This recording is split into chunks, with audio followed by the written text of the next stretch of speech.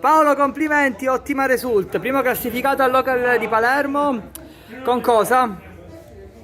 Inner Conflict Warrior Ginzo. Che abbiamo... La skill potentissima. OP. OP. Che abbiamo battuto? Allora, primo turno Twisted Warrior, secondo turno CK Twisted, terzo turno contro il buon Peppe Aiello, Twisted Warrior con Side Inner Conflict, molto innovativo e particolare come mazzo. Grazie. E quarto turno in finale con Ale, Inner Conflict Warrior Ginzo. Vediamo questo fantastico mazzo. Allora, due Ginzo e una Des.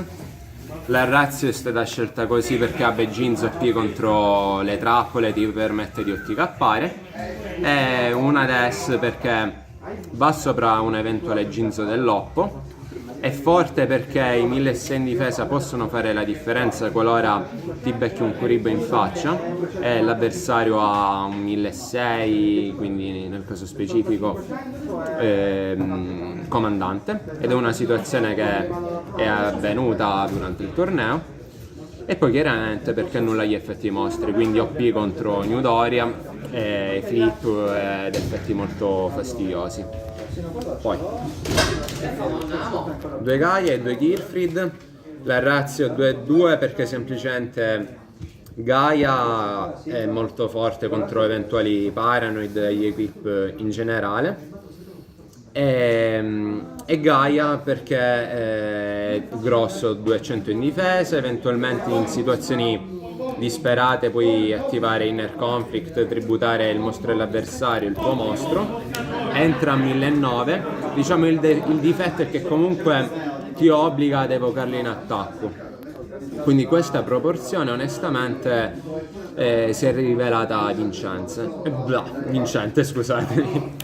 Ok, poi triplo comandante, stable, ti permette di fare la lock, ti pompa i mostri di 400, i warrior, fortissimo, con 1900 in difesa ti permette di resistere agli attacchi di tutti i mostri livello 4. Due Kuribo, ottima end trap, fortissima, evita gli OTK. Il mio dubbio era su giocare 3 Kuribo o 2 Kuribo, alla fine ho optato per 2 Kuribo perché comunque con 3 il mazzo si rallenta troppo. Mono New Doria perché chiaramente è un out a tutti i mostri fastidiosi, ti permette di avere un'alternativa con la quale partire magari in difesa. Mi piace semplicemente come carte, contro Moff diciamo vince da solo. Tripla offering, stable, non ha senso giocare 2 offering, ti para degli OTK, semplicemente se hai anche 2 offering e le attivi tutte e due non skippi 2 draw face ma semplicemente una. Stable. 2 teschio di Zoma, semplicemente perché ti aiuta a tributare, spari danno, 1800 fortissimo a parer mio.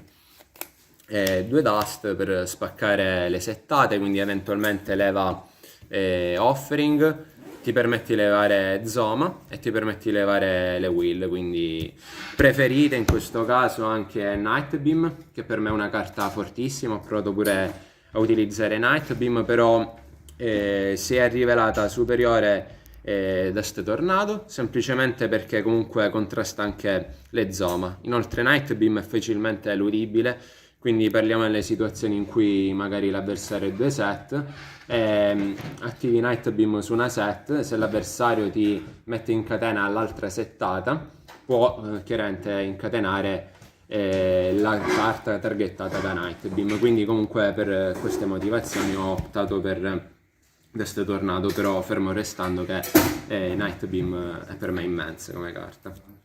Poi, vabbè, Fusion Deck, o meglio Extra Deck, random, sì. 2 di questi perché semplicemente è figo. Side Deck, ok. Coccinella, Corvo e Giara contro Barn, Stal Barn. Giara ti permette di riciclare eventualmente Ginzo spaccati da New Doria, etc. Chiaramente anche da ste tornato. Poi Corvo DD in questo caso perché se l'avversario gioca la giara o va in loop con la maschera ti permette di dargli fastidio. Coccinella magari se si prolunga la partita comunque ti permette di avere più punti dell'avversario, e se Barn ovviamente parla da sé il fatto che comunque ti permette di non perdere se attivi la skill o comunque di avere abbastanza LP. New Doria, doppio contro Moff. Eventualmente posso anche decidere di levare i 2 Gaia perché Gearfried comunque è abbastanza immune al Paranoid, quindi in questo caso io 99% delle volte punto a levare i Gaia. Perde un pochino di attacco, di potenza offensiva il mazzo, però per il mio loro si incastrano perfettamente per come è la build del mazzo contro Moff, anche perché c'è Zoma che comunque dà delle noie perché la Felena è 3500 e i Kuribo ti permettono di pararti dagli 8k. Lui mi è sempre piaciuto, onestamente lo metto quasi sempre in ogni side deck perché semplicemente Abbandono è un mazzo ostico, non è T1 però mi dà fastidio. Quindi mentalmente non posso pensare di giocare contro un Abbandono e non avere nessuna carta contro Abbandono, quindi sia lui che Corvo. Ovviamente Corvo per rimuovere il target di Faceless, anche perché Abbandono ti gioca ormai 3 Jinzo, quindi ti permette di rimuovere o Faceless o anche chiaramente Abbandono, e lui di rubare Abbandono e la somma fusione del mazzo. Poi, vabbè, portafortuna, monetina di Mewtwo, ultra sgrava, e poi questi sono i miei token, questi sono i miei perché sono i buoni, e questi sono i token del mio avversario. Semplicemente li do al mio avversario perché alla fine il bene, con tutte le difficoltà che affronta, alla fine il bene trionfa sempre, il male viene sempre sconfitto. Giusto. Questo è quanto. Giusto. Paolo, i miei complimenti per l'ottimo result. Ci sei divertito, ti è piaciuto? Sei stato il nostro gradito ospite, spero che sia stato tutto il tuo gradimento.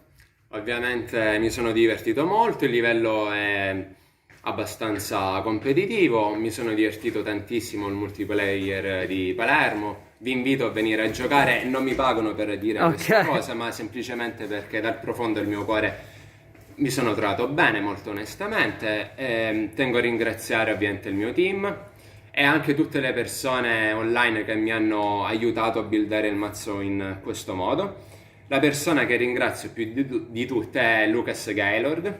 Saluto Oxiver, ovviamente la lista non è farina nel mio sacco, è semplicemente il main identico, cambiano realmente 2 carte, ovviamente non dico quali perché sta giocando dei tornei, quindi non è corretto. La side deck è molto differente dalla sua, però chiaramente ogni persona l'adatta al proprio stile di gioco, al meta, quindi questo è quanto, ragazzi.